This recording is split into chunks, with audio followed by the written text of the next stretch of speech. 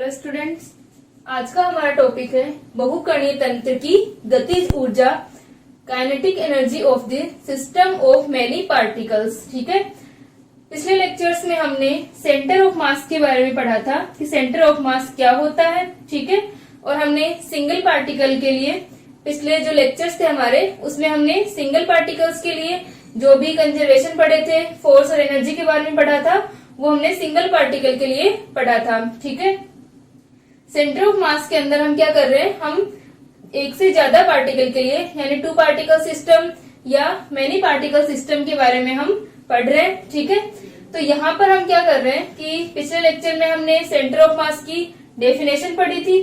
ठीक है, और सेंटर ऑफ मास के लिए वेलोसिटी पढ़ी थी कि वीसीएम क्या होता है, आरसीएम सेंटर ऑफ मास की पोजीशन क्या होती है। ठीक है, वीसीएम हमारे पास में क्या था, वेलोसिटी थी सेंटर ऑफ मास की, और आरसीएम जो होता है वो सेंटर ऑफ मास की पोजीशन होती है। ठीक है, तो हमारे जो फर्स्ट यूनिट थी आप लोगों की, उसके अंदर तो क्या था, हमने जो पोटेंशियल एनर्जी और फोर्स वगैरह थे वो हमने सिंगल पार्टिकल के लिए, एक कण तंत्र के लिए बात की थी। ठीक है, और यानी हमने सिर्फ एक कण को कंसिडर किया था कि एक सिंगल पार्टिकल पर किस तरह से क्या उसका मोशन होता है। और यहाँ पर इस यूनिट के अंदर सेकेंड यूनिट में जब हम सेंटर ऑफ मास की बात कर रहे हैं, तो यहाँ पर हम किसकी बात करेंगे, बहुकणीय तंत्रों की। ठीक है, एक से अधिक यानी जो भी हमारा सिस्टम होगा उसमें एक से अधिक पार्टिकल्स होंगे। ठीक है, तो यहाँ पर हम एक से अधिक कणों की बात कर रहे हैं। तो इनके अंदर हमने देखा था कि हमारे पास में एक से अधिक कणों का, दो कणों का या एन कणों का कोई भी तंत्र है यानी मैनी पार्टिकल्स का कोई सिस्टम है, तो उसका सेंटर ऑफ मास क्या होगा। ठीक है, उस सेंटर ऑफ मास की पोजीशन क्या होगी और उसकी वेलोसिटी क्या होगी, उसका एक्सेलरेशन क्या होगा, ये सब हमने पढ़ा था। ठीक है, आज हम पढ़ रहे हैं कि हमारे पास में जो सिस्टम है, एन पार्टिकल सिस्टम है, उसकी गतिज ऊर्जा, काइनेटिक एनर्जी क्या होगी।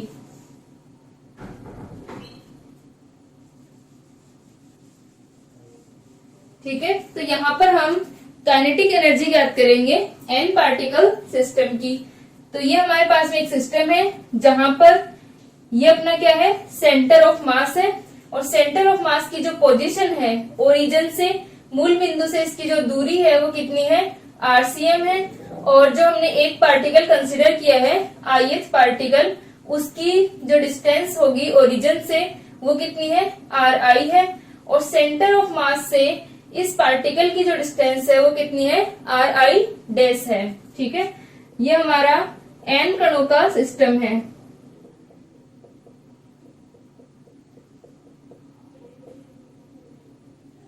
ठीक है, ये हमारा एन कणों का सिस्टम है, और इसकी हमें क्या करनी है, गतिज ऊर्जा निकालनी है। तो यहाँ पर हमारे पास में क्या होगा कि जो हमारा एन कणों का सिस्टम है, हम क्या मानते हैं कि ये गतिमान है। ठीक है, यानी ये गति कर रहा है, वेलोसिटी है इसकी, और इसकी जो वेलोसिटी होगी, यानी हम इसके किसी एक पार्टिकल की बात करें, इसके जो ith पार्टिकल होगा उसकी वेलोसिटी किस पर निर्भर करेगी, इस पर लगने वाले फोर्स पर, यानी इस पर जो बाएं बल लग रहा है, एक्सटर्नल फोर्स जो इस पर काम कर रहा है, उस पर निर्भर करेगा कण का जो वेग होगा। ठीक है, तो यहाँ पर हम ले रहे हैं कि माना एक एन कणों का निकाय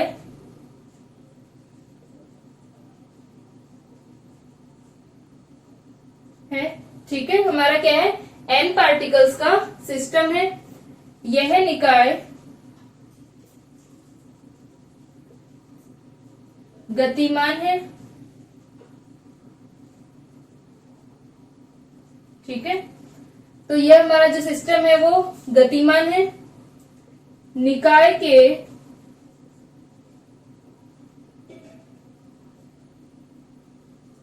ith कण का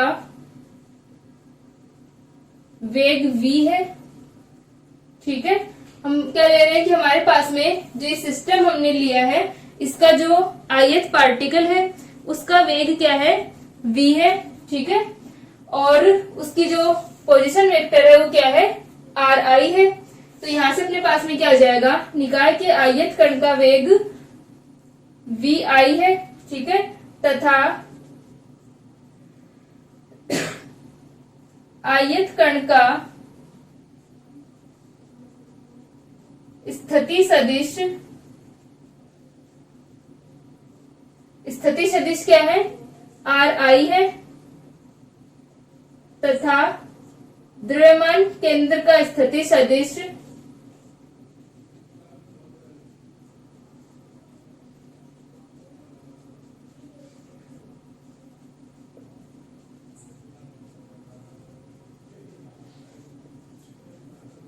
RCM है। ठीक है, तो ये हमें सिस्टम गिवन है, ये गतिमान है और इसके अंदर जो आयत पार्टिकल है उसका वेग हमने क्या ले लिया? VI है, और इसका जो वेग होगा वो किस पर निर्भर करेगा? लगने वाले बल पर, और इसका जो पोजीशन वेक्टर है वो RI है, और जो हमारा सेंटर ऑफ मास है उसका पोजीशन वेक्टर RCM है। तो यहां से जो काइनेटिक एनर्जी होगी, गतिज ऊर्जा K equal to half MI/VI²। ठीक है, आयत कण की गतिज ऊर्जा।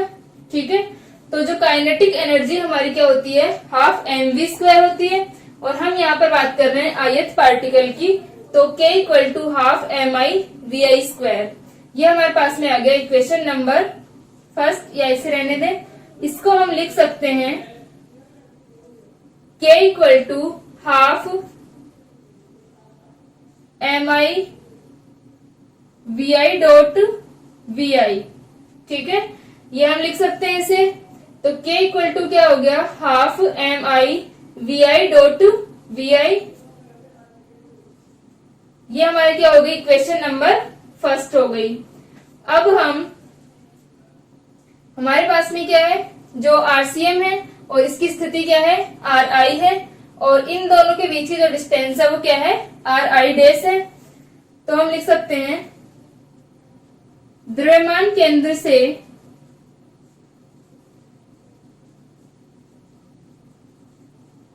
कण की दूरी RI डैश है, अतः क्या आ जाएगा अपने पास में? RI equal to RCM plus RI dash. ठीक है, RCM plus RI dash equal to क्या होगा? RI होगा।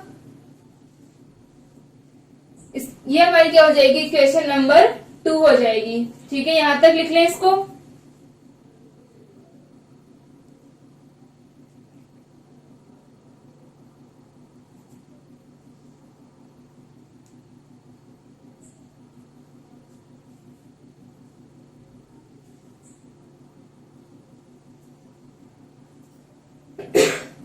ठीक है, ये हो गया अपने पास में, यहां तक आ गया।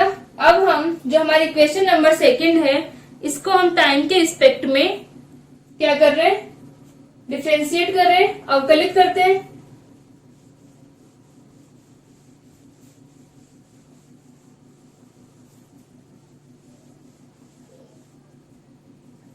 तो समीकरण 2 को समय के सापेक्ष अवकलित करने पर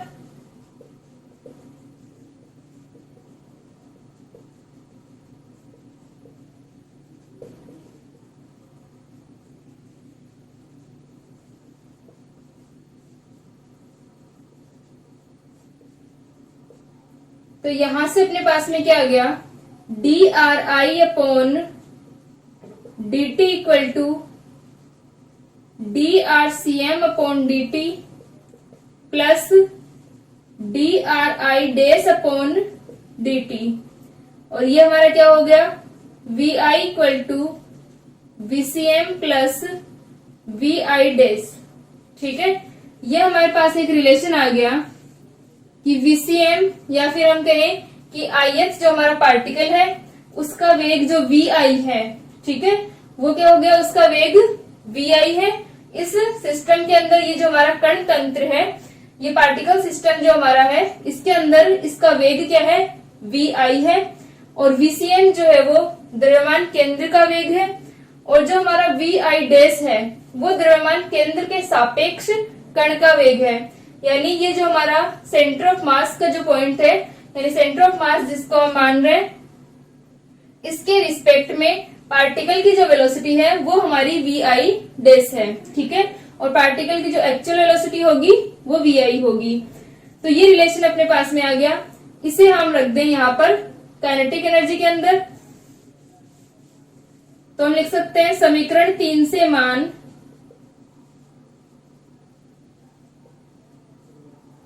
समीकरण 1 में रखने पर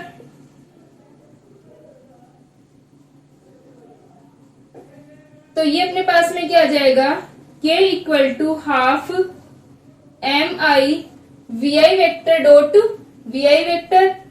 तो ये क्या है, VCM, या फिर हम इसे vi डेस प्लस VCM लिख सकते हैं,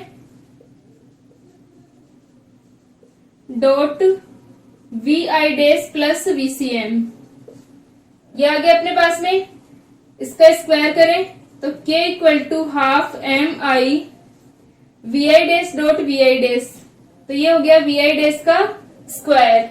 ठीक है, plus vi dash dot VCM और VCM डॉट vi डेस, यानी ये क्या आएगा, 2 टाइम्स आएगा अपने पास में। तो 2vi डेस डॉट VCM प्लस VCM का स्क्वायर, ये हमारे पास आ गया। ये लिख लिया आप लोगों ने। ठीक है, यहाँ पर अपने पास में ये वैल्यू आ गई थी। अब हम इस इक्वेशन को लिखें तो k equal to half M I we I dash का square plus half M i VCM का square plus half M i, और ये हाफ कैंसिल हो जाएगा, m I we I dash dot VCM। ये हमारे पास में क्या आ गया, ये इक्वेशन आ गई। इसको हमने एम आई से मल्टीप्लाई कर दिया। ठीक है, अब हम क्या करें, इसका समीशन ले लें सभी कणों के लिए।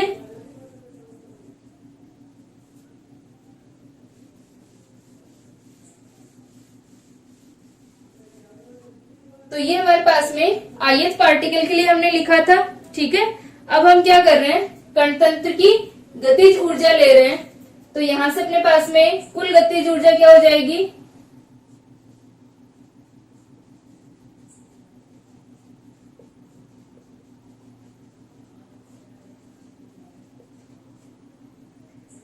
ठीक है। तो पार्टिकल्स की जो हमारे पास में टोटल पार्टिकल्स हैं उनकी कुल गतिज ऊर्जा क्या होगी, यहाँ पर हम समीशन ले लें I equal to 1 to n। तो इसे हम EKI से डिनोट कर देते हैं क्योंकि kth पार्टिकल के लिए था ये अपने।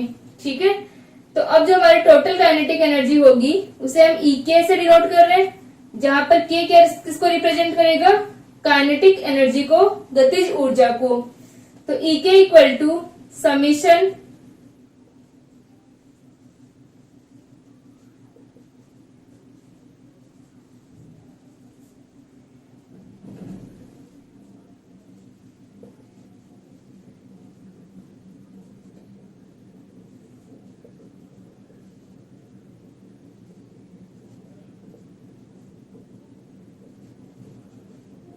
ये हमारे पास में इक्वेशन आ जाएगी।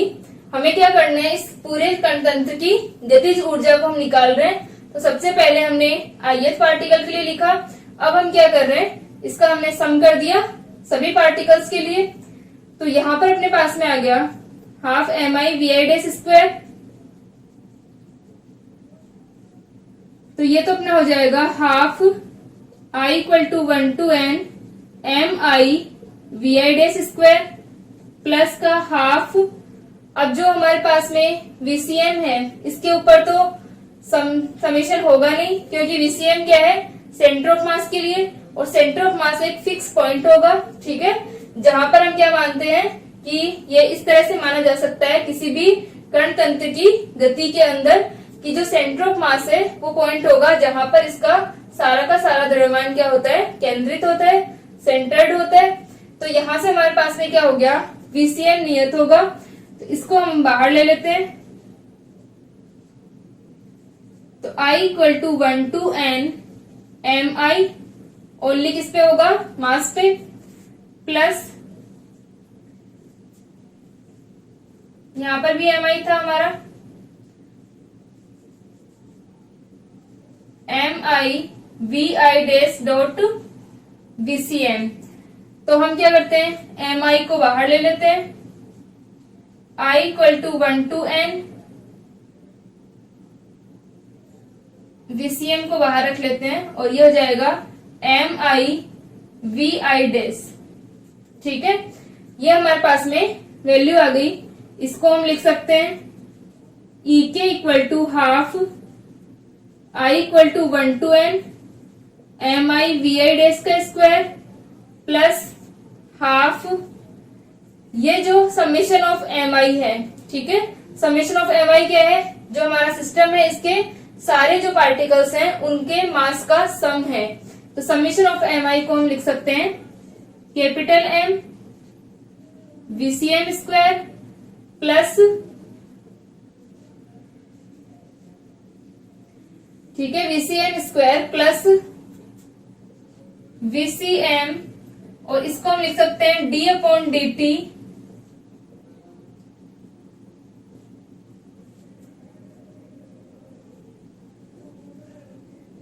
या I equal to 1 to n mi dri upon dt। ठीक है, dri डैश अपॉन dt। अब इसके अंदर हम क्या करें, नेक्स्ट स्टेप में हम half summation of I equal to 1 to n mi vi dash का स्क्वायर प्लस का half m VCM square plus VCM, और इसका dy dt हम समेशन से बाहर रख लें, I equal to 1 to n mi ri dash. ठीक है, ये हमारे पास क्या आ जाएगी, इक्वेशन आ जाएगी। यहां तक लिख लें इसको।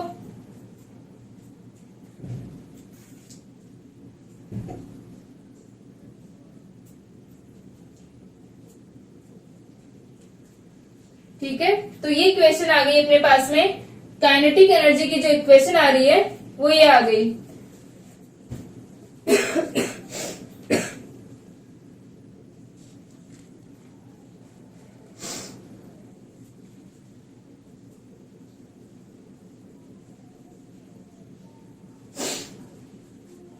ठीक है, यहां तक हो गया। अब हम इसको क्या लिख सकते हैं, ये जो हमारे पास में वैल्यू है MIRI डैश, ठीक है, MIRI डैश ये किससे रिप्रेजेंट कर रही है, हमने जब सेंटर ऑफ मास की डेफिनेशन पढ़ी थी स्टार्टिंग में, तो हमने क्या पढ़ा था कि सेंटर ऑफ मास से जितने भी पार्टिकल्स हैं उन सभी पार्टिकल्स के मास इनटू उनकी जो पोजीशन होगी, यानी मास इनटू उनकी जो पोजीशन m इंटू r, उनका जो मल्टीप्लीकेशन होगा वो क्या होगा, 0 होगा। समीशन ऑफ mi rci हमने वहां पर लिखा था। ठीक है, mi rci इक्वल टू क्या होगा, 0 होगा। सारे जितने भी हमारे पास में द्रव्यमान है इनटू उनका स्थिति सदिश, तो इन सब का जो गुणनफल होगा, मल्टीप्लीकेशन होगा, वो क्या होगा, 0 होगा। तो यहाँ पर अपने पास में जो सेंटर ऑफ मास है उससे डिस्टेंस क्या है पार्टिकल्स की, ri डैश है। i हमारा 1 2 3 से लेकर के n तक हो सकता है। तो इस सेंटर ऑफ मास के रिस्पेक्ट में जो हमारे पास में mi ri डैश आएगा उसका मान क्या आना चाहिए, 0 होना चाहिए। तो यहां से ये वाली जो हमारी टर्म है वो क्या हो गई, 0 हो गई। ठीक है, तो इसे हम क्या कर देंगे, 0 कर देंगे।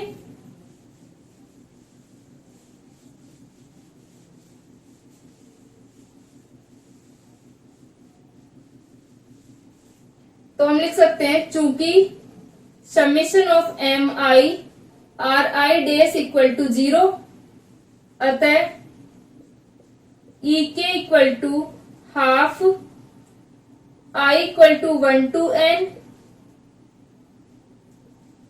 mi vi डैश का square plus half m VCM का स्क्वायर। ठीक है, तो ये अपने पास में क्या आ जाएगा, ई के इक्वल टू, ये क्या हो जाएगी, ई के आई डैश प्लस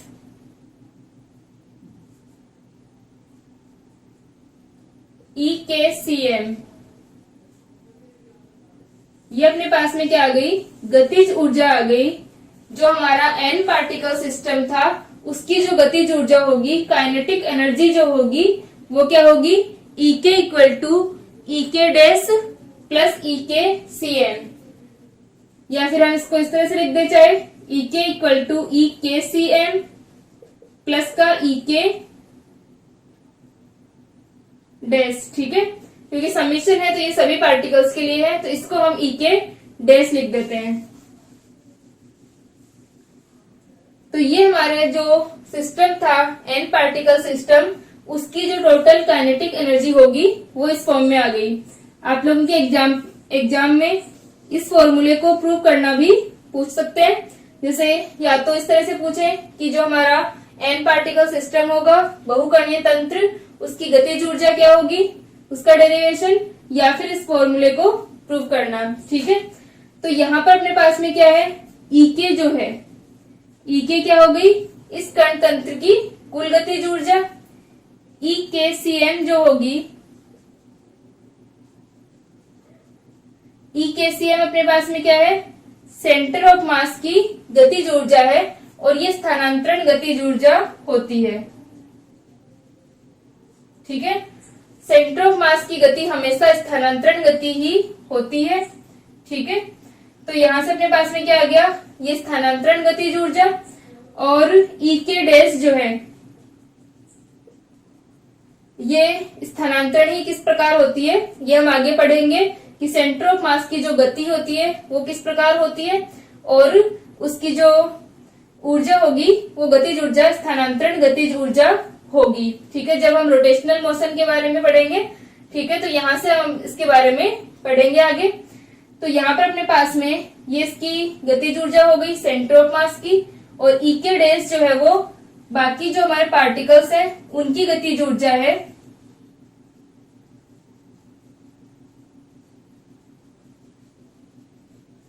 किसके रिस्पेक्ट में हो जाएगी अपने पास में, द्रव्यमान केंद्र के सापेक्ष। ठीक है, तो ये जो कणों की गतिज ऊर्जा हो गई ई के डैश है, ये किसके रिस्पेक्ट में हो गई, द्रव्यमान केंद्र के सापेक्ष। तो ये जो टोटल काइनेटिक एनर्जी होगी वो किस किस का सम हो गई, द्रव्यमान केंद्र की ऊर्जा, वो गतिज ऊर्जा, प्लस इस द्रव्यमान केंद्र के सापेक्ष बाकी जो कण है उनकी गतिज ऊर्जा। ठीक है, तो यहां से हमारे पास में ये गतिज ऊर्जा आ जाएगी। यहां तक लिख ले इसको, फिर हम न्यूमेरिकल सोल्व करते हैं।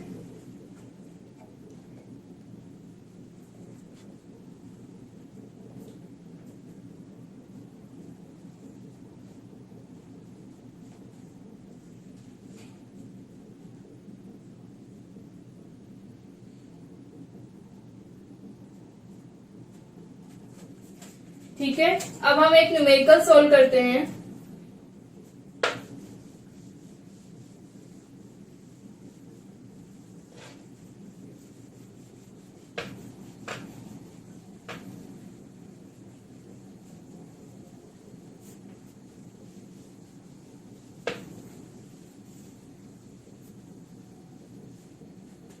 ठीक है, ये जो हमने काइनेटिक एनर्जी लिखी थी वो हमारी जो एक के सी एम थी, वो स्थानांतरण, उसको हम क्या बोलते हैं, ट्रांसलेशनल। ठीक है, ट्रांसलेशनल गतिज या काइनेटिक एनर्जी थी। अब यहां से हम बात कर रहे हैं न्यूमेरिकल्स की। तो हमें क्वेश्चन गिवन है M1 M2, M1 का मान हमें गिवन है 2 ग्राम, और M2 का मान हमें गिवन है 4 ग्राम, और M3 का मान हमें गिवन है 6 ग्राम। ठीक है, और द्रव्यमान कणों का द्रव्यमान केंद्र बिंदु हमें दे रखा है, RCM की वैल्यू हमारी क्या है, उसकी पोजीशन है 1 1। ठीक है, कोऑर्डिनेट्स हमें दे रखे हैं 1 1 1, तो ये हो जाएगा IK plus JK plus KK। RCM का मान हमें गिवन है और हमसे पूछा गया है, ये हमारे पास में क्या हो गए M1, M2, M3 और हमें पूछा है कि एक 4 ग्राम द्रव्यमान के चौथे कण का स्थिति सदिश। ठीक है, मैं इसे कंप्लीट लिख देती हूँ एक बार। 2, 4 और 6 ग्राम द्रव्यमान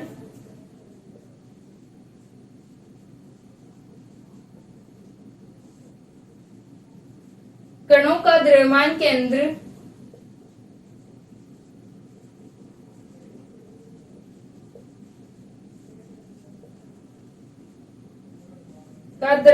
केंद्र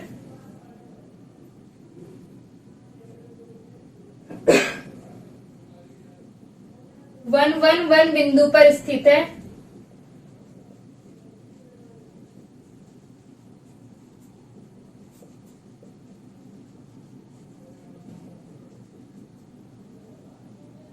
एक 4 ग्राम द्रव्यमान के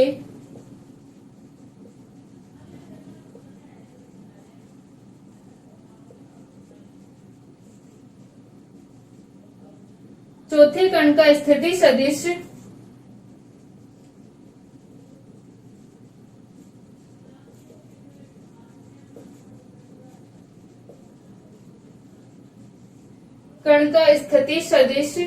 क्या हो जिससे कि नए निकाय के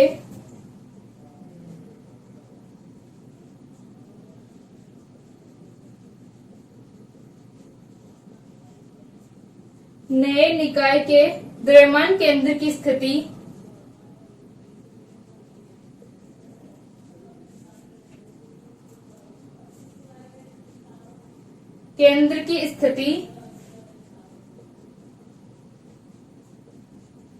जीरो जीरो जीरो बिंदु पर हो जाए।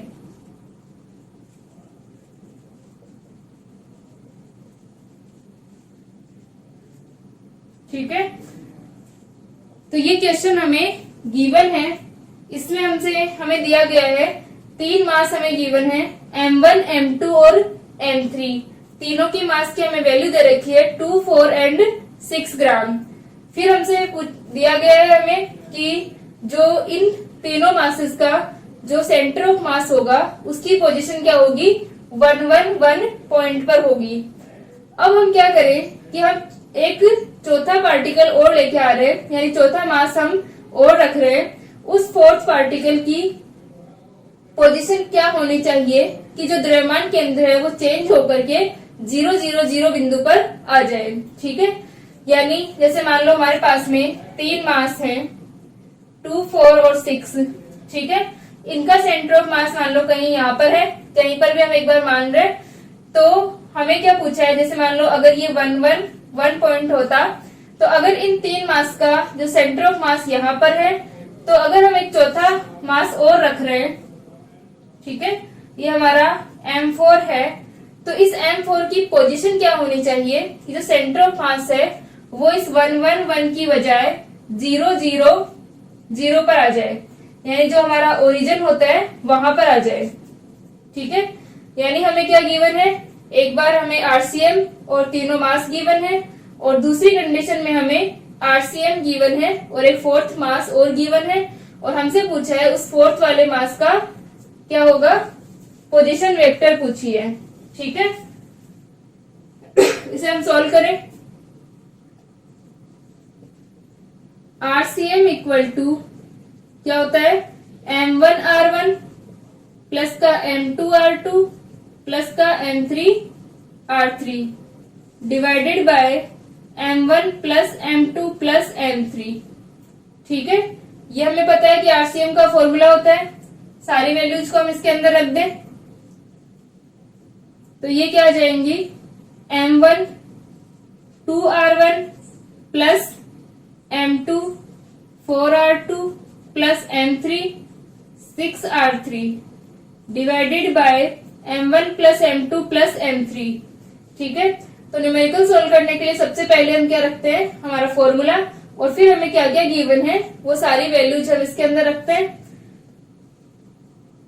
आरसीएम का पोजीशन वेक्टर क्या है, 1 1 1, तो ये हो जाएगा I cap plus J cap plus K cap, और m1 plus m2 plus m3, इन तीनों का सम क्या होगा, तो यह आ जाएगा I cap plus J cap plus K cap equal to 2r1 plus का 4r2 6r3 डिवाइडेड बाय 12। ठीक है, इनका जो सम अपने पास में 12 है, 12 को इधर मल्टीप्लाई कर दे,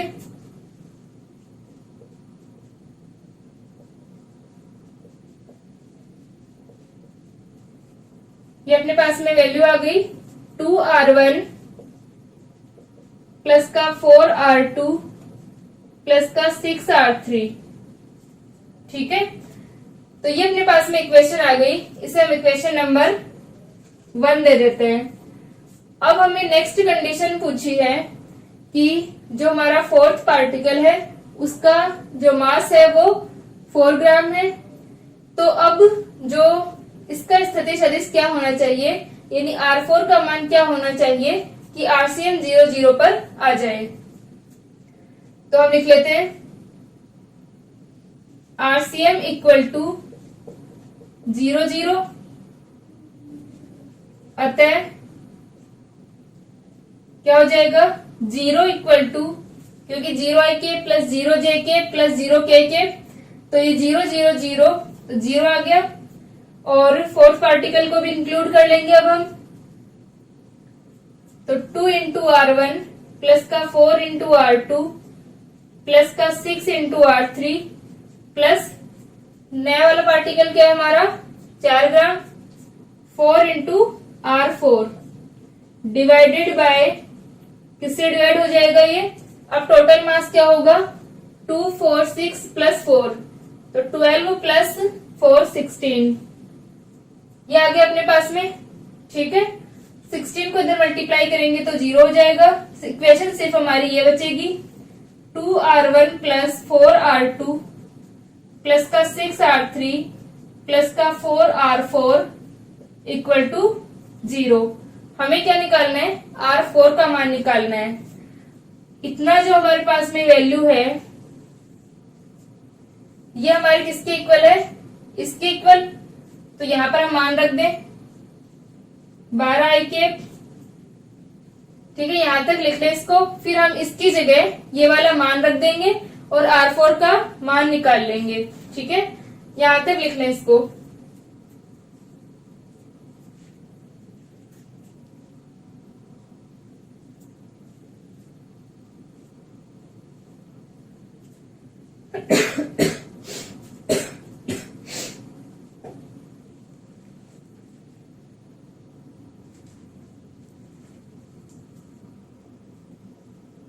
ठीक है, यहां तक हो गया।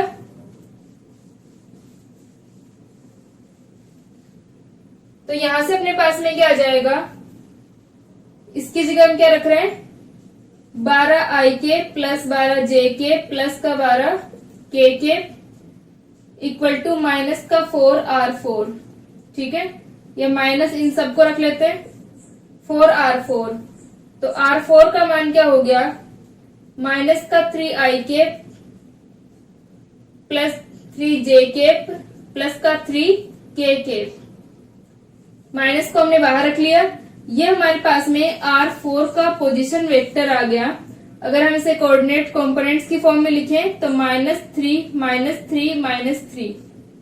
ठीक है, तो ये हमारे पास में चौथा जो पार्टिकल था उसका जो पोजीशन वेक्टर होगा वो ये हो गया। यानी हमारे पास में क्या था, 3 पार्टिकल्स हमको गिवन थे और उनका आरसीएम भी हमें गिवन था कि यहाँ पर उनका द्रव्यमान केंद्र होगा, सेंटर ऑफ मास उनका यहाँ पर होगा। ठीक है, 1 1 1 पॉइंट पर था। अब हमें पूछा था कि एक और पार्टिकल को हम रख दें तो द्रव्यमान केंद्र क्या होगा। तो यहाँ से हम देख सकते हैं कि यदि हम मास और रख रहे हैं तो द्रव्यमान केंद्र की जो पोजीशन है वो चेंज होती है। ठीक है, 3 पार्टिकल्स थे अपने पास में, मान लो उनकी स्थिति सदिश कुछ भी थे, तब उनका जो द्रव्यमान केंद्र था सेंटर ऑफ मास वो यहाँ पर था 1 1 1 पर। जैसे ही हमने एक और पार्टिकल रखा, ये -3 पे है, ठीक है, ये पीछे की साइड यहाँ पर अपने पास में है। तो जब हमने इस पार्टिकल को और रखा तो क्या हो गया, सेंटर ऑफ मास ओरिजिन पे आ गया था। ठीक है, तो इस तरीके से हमें मास गिवन होंगे तो हम सेंटर ऑफ मास की पोजीशन निकाल सकते हैं, और अगर हमें सेंटर ऑफ मास पता है तो हम किसी भी पार्टिकल की पोजीशन को निकाल सकते हैं, क्योंकि बस हमें याद रखना है कि सेंटर ऑफ मास का जो फॉर्मूला है हमारा वो क्या होगा, RCM इक्वल टू, हम फॉर्मूले से निकाल सकते हैं M1R1 प्लस का M2R2 divided by M1 plus M2, ये अपने पास में होता है। और अगर हम देखना चाहें तो हमारे पास में क्या होगा कि सेंटर ऑफ मास के रिस्पेक्ट में MIRCI इक्वल टू 0 होता है। तो ये वैल्यू रख के भी हम निकाल सकते हैं, और इस तरीके से हम निकाल सकते हैं कि हमारे पास में अगर सेंटर ऑफ मास निकालना हो या अगर सेंटर ऑफ मास गिवन हो तो किसी अदर पार्टिकल का पोजीशन वेक्टर।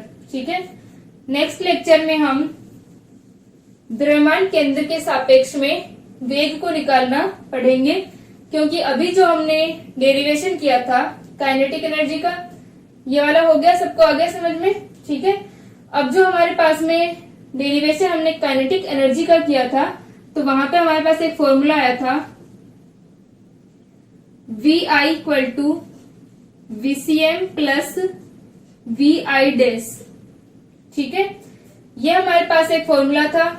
तो इस फॉर्मूले से यहां पर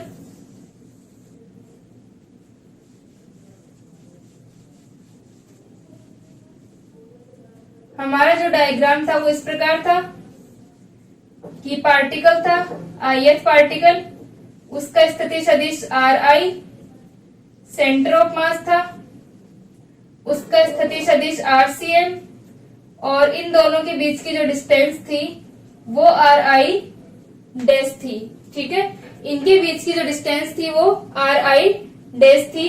इसका मतलब VI जो था वो कण का वेग था, VCM जो था वो सेंटर ऑफ मास का वेग था, वेलोसिटी थी, और जो VI डैश था वो इस सेंटर ऑफ मास के रिस्पेक्ट में पार्टिकल की वेलोसिटी थी। तो हमें अगर किसी भी सिस्टम के अंदर हमें पार्टिकल्स की वेलोसिटी गिवन है और सेंटर ऑफ मास के रिस्पेक्ट में पूछी है तो हम इस फॉर्मूले से निकाल सकते हैं। तो नेक्स्ट लेक्चर में हम इसके ऊपर क्वेश्चन सोल्व करेंगे। ठीक है, इसको यहाँ तक लिख लें, ये वाला क्वेश्चन सोल्व कर लें। ठीक है, और भी जो आपके एग्जाम्पल्स हैं सेंटर ऑफ मास के ऊपर उनको सोल्व कर लें।